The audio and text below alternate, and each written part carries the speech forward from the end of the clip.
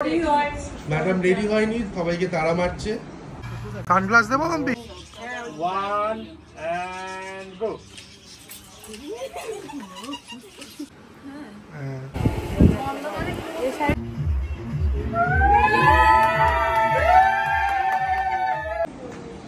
সবাই রেডি? সবাই রেডি? হ্যাঁ রেডি। বাড়ির ঘুম ভাঙেনি এখনো? আমরা ভোর ভোর বেরোচ্ছি, সাথীটি শ্যাম্পু ফ্যাম্পু করে রেডি একেবারে। ঠিক আছে, আমার বউ কোথায়? ম্যাডাম ম্যাডাম রেডি হয়নি, সবাইকে তাড়া মারছে। এই যে ব্যাগ ফ্যাগ কিছু গোছানো হয়নি। আই এম তো অলওয়েজ রেডি। ঠিক আছে, সকালে ধাঁধানি খেলাম, ভিডিও হয়নি বলে।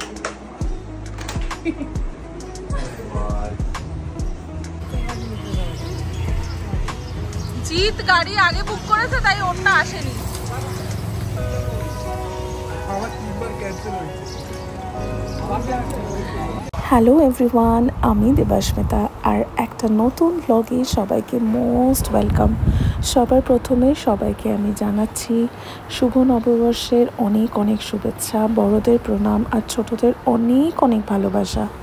কদিন আগে আমি আমার চ্যানেলে কিছু বেবি শাওয়ারের স্পেশাল মুহূর্ত আপলোড করেছিলাম শর্টসে, এটা সেটারই বড় একটা ভ্লগ। আমরা কিন্তু আমি আর আমার বাড়ির সবাই প্লাস আমার হাজব্যান্ডও ছিল, সবাই মিলে অনেক ভোরবেলা বেরিয়ে গেছিলাম। যাচ্ছিলাম বাটানগর। বাটানগর হচ্ছে আমার হাজব্যান্ডের মামা বাড়ি, যেখানে আমার 7 মাসের সাথের অনুষ্ঠান ছিল। সকাল তখন অলমোস্ট 6টা মতো বাজে, আর বাইরে অনেক ফুরফুরে হাওয়া দিচ্ছিল। আর আমরা দুটো গাড়ি বুক করেছিলাম। একটা গাড়িতে আমি, জিৎ মানে আমার হাজব্যান্ড আর আমার মা ছিল, আর আরেকটা গাড়িতে পেছনে ছিল বাবা, সাথীদি আর আমার ভাইজি ছিল। সাথীদি বলতে আমার বৌদি।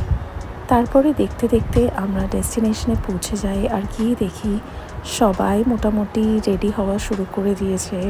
সবরা বসে গল্প করছে, আর অনুষ্ঠান বাড়িটাও ভালো করে সাজানো হয়ে গেছে। যেগুলো টুকটাক সাজানো বাকি ছিল সেইগুলো আবার পরের দিকে হচ্ছিল। আমি তখন সবার সাথে, এই যে দেখছো এটা হচ্ছে জিতের মামা, আমি তখন সবার সাথে কথা আর গল্প করছিলাম ঠিকই, বাট সবাই মিলে এসে মামিরা ওর মা সবাই মিলে তাড়া মারছিল যাতে আমি কিনা তাড়াতাড়ি রেডি হয়ে যাই। স্নান করে একটা হলুদ রঙের নতুন শাড়ি পরতে হতো আমাকে, যেহেতু আমার বেঙ্গলি নিয়ম অনুযায়ী না, নন বেঙ্গলিদের নিয়ম অনুযায়ী আমার খুব ভালো লেগেছিল বলে আমি গায়ে হলুদের আয়োজনটা করতে বলি। এই দেখো, এখানে অলরেডি রান্না করার লোকজন চলে এসেছিল, আর খুব ভালোভাবেই রান্নাটা শুরু হয়ে গেছে। জিৎ গেছিল একবার ছাদে রান্না করার আয়োজনটা দেখতে, আর ও এসে যখন আমাকে দেখায় এই ভিডিওটা, আমার খুবই ভালো লেগেছিল। কিন্তু দেখে আবার খিদেও পেয়ে গেছিলো, কারণ আমি সকাল থেকে অলমোস্ট না খেয়েই ছিলাম, শুধু আই গেস আমি চা খেয়েছিলাম। কিন্তু আমাদের এখানে সকালবেলার খাবার দাবার হচ্ছিলো, যেটা কিনা লুচি আর আলুর তরকারি ছিল, আর মিষ্টি ছিল সবার জন্য।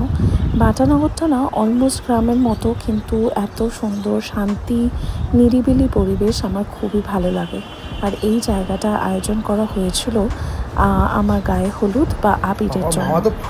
পুরো পুকুর পাড়। তাহলে আমরা রেডি হচ্ছে এখন। আমি রেডি। আমাকে কেমন লাগছে? ভালো লাগছে তো? এইটা আমার মামি, এখনো রেডি হয়নি। এইটা আমার মা। আপনারা ডাকাতি করবেন না, এগুলো একটা অরিজিনাল নয়, ঠিক আছে? প্রায় 80 থেকে 100 জন মতো ইনভাইটেড ছিল আমার 7 মাসের সাথে। আর এখানে সকাল সকাল মোটামুটি 8:30 9টার দিকে আমার ফটোগ্রাফারও চলে আসে, যেখানে ভিডিওগ্রাফি হচ্ছিল আর ফটোশ্যুট হচ্ছিল। আমার অনেক দিনের ইচ্ছে ছিল আমি এরকম ফটোশ্যুট করব, তো সেই জন্য আমি খুবই এক্সাইটেড ছিলাম। কিন্তু আমি কিছুতেই নিচে বসতে পারছিলাম না, আর আলাদা আলাদা পোজ দিতে আমি অনেকটাই নার্ভাস হয়ে যাচ্ছিলাম। ওদিক থেকে এরা দুজন তো আমাকে ভিডিওগ্রাফি করেই দিচ্ছিল, প্লাস জি তো ওই দিক থেকে আমার মোবাইল থেকে ফটো তুলে দিচ্ছিল আর কিছু কিছু ভিডিও ক্যাপচার করেছিল। আমার খুবই ইন্টারেস্টিং লাগছিল এই জিনিসটা। তোমাদের সাথে অনেক অনেক ফটো শেয়ার করব আমি, তার জন্য সাবস্ক্রাইব করতে কিন্তু ভুলো না। একটা নতুন নতুন ব্লগ আসবে খুব রিসেন্টলি। আমার ফটোগ্রাফার কিন্তু খুবই খুশি হয়ে গেছিলো এটা ভেবে যে ও একটা খুব ভালো লোকেশন পেয়েছে, যেগুলো ইউজুয়ালি কেউ পায় না এই সব জায়গা এই সব লোকেশনে শ্যুট করার জন্য। তাই জন্য ও আমাকে আর জিতকে অনেকবার বলেছে যে ও খুব হ্যাপি এই জায়গাটা পেয়ে। তারপরে আমরা ছাদে চলে গেছিলাম এই জায়গায় আমার গায়ে হলুদের আয়োজন বা রিচুয়ালসের জন্য। আর ওখানে গিয়ে খুব মজা হয়েছে, কারণ সবাই অলমোস্ট রেডি হয়ে ওখানে চলে এসেছিলো ছাদে। সবাই মামিরা ছিল আর সবাই ছিল।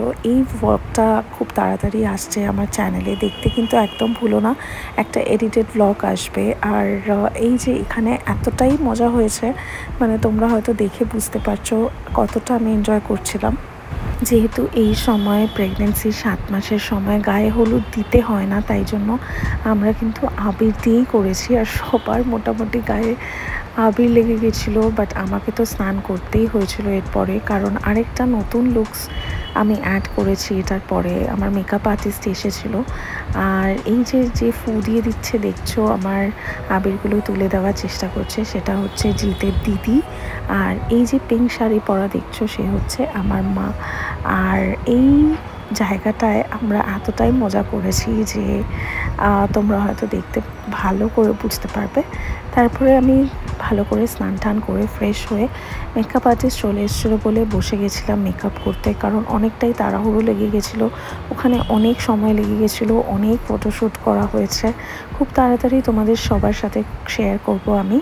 এখানে দেখো আমার মেকআপ মোটামুটি ফেসে অলমোস্ট ডান। আমি বলেছিলাম একটু শিমারি রাখতে, আর তার সাথে আমার হেয়ারটা একটু পাফি রাখতে, কারণ আমার ফেসটা যেহেতু অনেকটাই মোটু হয়ে গেছে, তাই জন্য খুব একটা ভালো লাগবে না যদি চুলটাকে পেতে দেওয়া হয়। তাই জন্য আমি বলেছিলাম একটু ফুলিয়ে রাখতে। এখানে আমার বাবা মা, ওর জেঠু, ওর মামা, ওর মেশো সবাই মিলে স্ন্যাক্স খাচ্ছিল। আমাদের মেনুতে অনেক কিছু ছিল, যেটা আমি পরের ব্লগে তোমাদের সাথে শেয়ার করব। তারপরে আমি রেডি হয়ে এই যে আমার পুরো থালা সাজিয়ে আমাকে খেতে দেওয়া হয়েছিল আমার 7 মাসের স্বাদের জন্য। আর এইটা হচ্ছে আমার নতুন লুক। কেমন হয়েছে সবাই কিন্তু আমাকে বলতে একদম ভুলো না, কমেন্টস করো। তারপরে আমি খুব টায়ার্ড হয়ে গেছিলাম বলে খেতে বসে গেছিলাম। পরের ব্লগে তোমাদের সাথে আবার দেখা হবে। তোমরা প্লিজ সাবস্ক্রাইব করতে ভুলো না। আমার আশীর্বাদ পর্ব শেষ হয়ে গেছে, এখানে সবাই খেতে বসে গেছিলো। আর জি তো খুব ভালোভাবে সবাইকে আপ্যায়ন করছিল, আমার খুব ভালো লেগেছে। আমি কিন্তু এতটাই সেদিনকে টায়ার্ড হয়ে গেছিলাম যে নতুন ভালোভাবে শাড়ি পরে ভালোভাবে সেজে গুছে তারপরে যে ফটোশ্যুটটা করব সেইটা আর করা হয়ে ওঠেনি।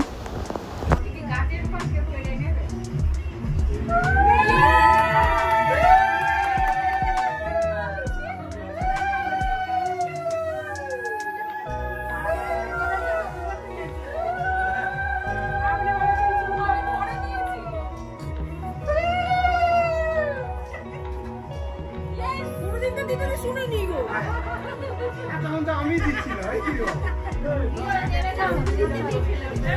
না, মামা তুমি তো মাঝে মাঝে চলো